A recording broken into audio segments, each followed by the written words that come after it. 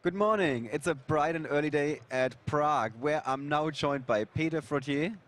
Good morning. Good morning, Ollie. Great to see you again. Yeah, it's very nice to have you at one of the events again. Thank you very much. Registration is about to close, but before we get started with the main event, I first wanted to talk to him about his job mostly. And for those of you who don't know him, he's like the head of the European Konami offices. Not the complete Konami offices. I'm the head of the European card business. Oh, okay. Which is a fancy word of saying that I'm the boss of the Yu-Gi-Oh team in Konami Europe at our Windsor office. All right. So you're overseeing the works of all those guys that are working in R&D or in organized play, marketing. Correct. We're from our office. Our team is responsible for organizing events such as YCS Prague. We're coordinating the WCQ program, including regionals and nationals. We are running the European Championship. We're responsible for the European version of the Yu-Gi-Oh webpage, and also involved with the product development together with our colleagues in Japan and US. How many people does it take to do all of that? It takes a lot of people. Sad thing is we only have 8 people who have to do all of this. Wow. So sometimes it's long days, but I have a great team. Everybody is really happy to work for the Yu-Gi-Oh trading card game. We're all very enthusiastic about it. So it's a really fun environment to work in. All right. You mentioned that running events like YCS Prague. What made you choose Prague for a Yu-Gi-Oh! Championship series? Because it came as a surprise to some people. Yeah, that's actually one of the reasons. We don't want to be too predictable in what we do. No, I mean, it's partly a joke, but we want to switch it up once in a while. And of course, everybody knows that we like doing events in Germany. We like doing events in the UK because we get the big attendance.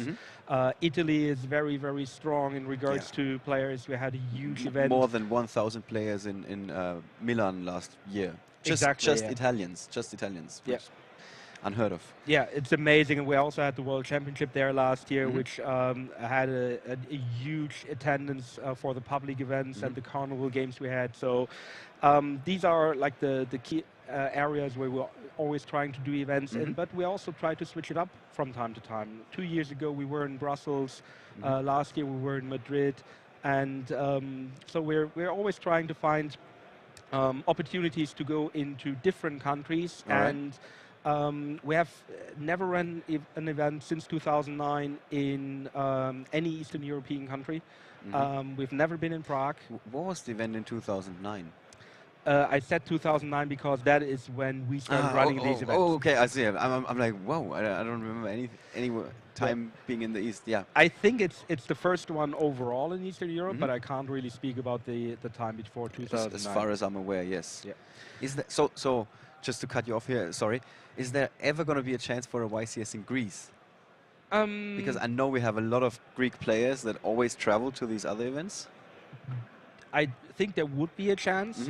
When we're deciding where to run a YCS, there's basically 2 primary things that we look at. First is local playing community. It doesn't really make a lot of sense for us to go into a country where there's not a lot of local players. Yes. But the second is also how well can you get there from other countries. And so that is a little bit, to be honest, the drawback for Greece, because you kind of have to fly there. Yeah. If you don't live there.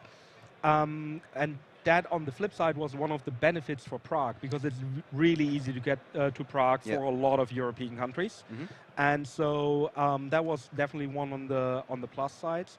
And we really like to try and push the local playing community by bringing them an event like this. It has worked really well for us in Australia, where last year we did the first ever YCS there, and it has such a great effect of the whole country. Yes. Regionals attendance has been up after that. Nationals attendance has been up after that.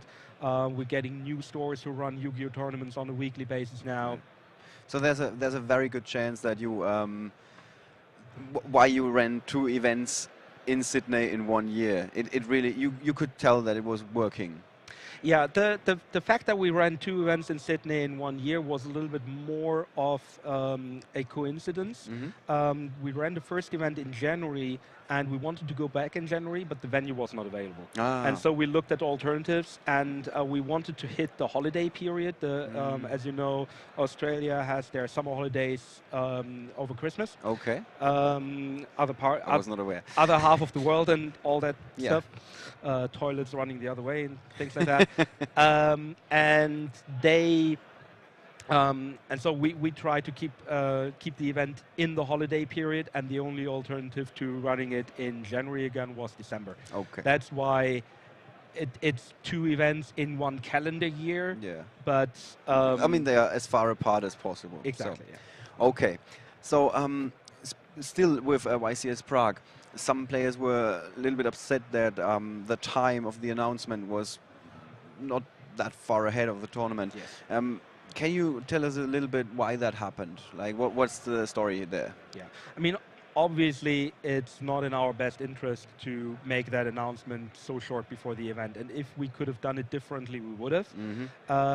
The problem is that we're a big company, and we spend a lot of money. We spend several €100,000 every year on the YCS events just in Europe. And as in every big company, budgets like that have to be finalized and have to be approved. Yeah. And sometimes that can become a little bit difficult. Okay. It should not have an impact. Sometimes reality is it has an impact. That's not an excuse. We're trying really, really hard to make sure that something like this doesn't have a negative impact. In this case, it had. And part of this is the fact, and probably maybe giving a little bit more information here than the viewer is interested in, but I want to try and explain it a little bit. The Konami Europe fiscal year runs from April to March. Oh yeah, I'm aware, yeah. So all of the budgets are decided for that time period.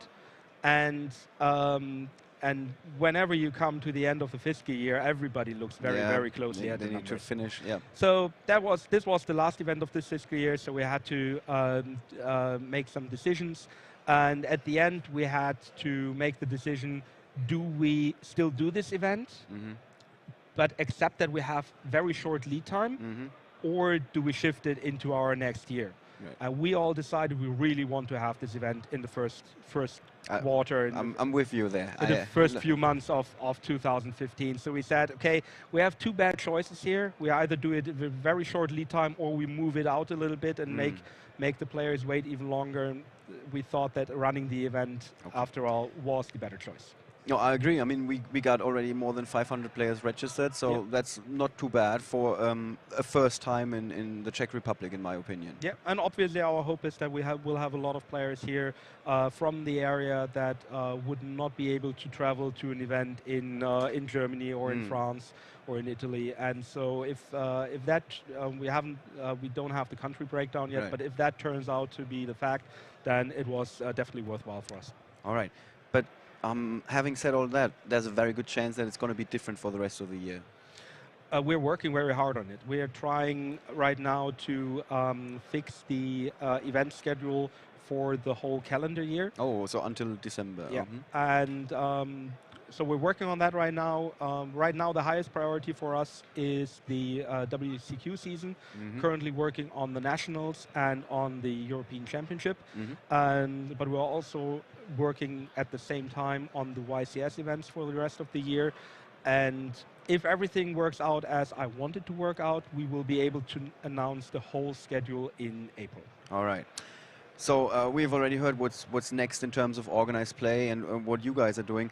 Can you tell us 2 questions that I have left? The first is, if I'm a player and I'm at a tournament and I see some way for improvement, is there a chance how I can get in touch and make you guys aware of what I saw? Yes, of course there is. First of all, we're obviously reachable by email. We have our customer service email address that you also find on every product. It's Yu-Gi-Oh at Konami-Europe.net. All right. Um, Yu-Gi-Oh is one word, no yeah, Okay. exactly. Just one word without the exclamation mark at the end. Um, so we're always reachable through that. We're accepting or we're able to reply to emails in all languages that we also have product for. Mm-hmm. So that is one way to get feedback to us. All right. The best way to talk to us directly is actually come to these events and find a Konami employee and talk to us directly. I've seen you talk to like tournament organizers from all over Europe. Whenever they see you, they're like, "Hey, Peter, nice to see you," and they can ask you questions on the event. Yes, I mean that's part of the reasons why I'm here. Uh-huh. I can't make it to every event myself, but there will always be at least one representative from my team at these events. And we try to make ourselves approachable. Obviously, sometimes we're in the middle of something where we have to, which might have priority in that moment, but we always try to make ourselves available not only to tournament organizers or judges, but also to the players themselves. Because obviously getting feedback from them is very, very important to us, and we're always happy to hear ideas.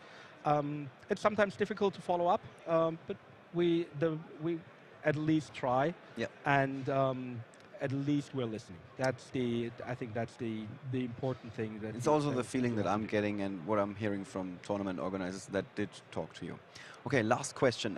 What is next for Yu-Gi-Oh? The brand. I mean, we've heard about the organized play, but the brand.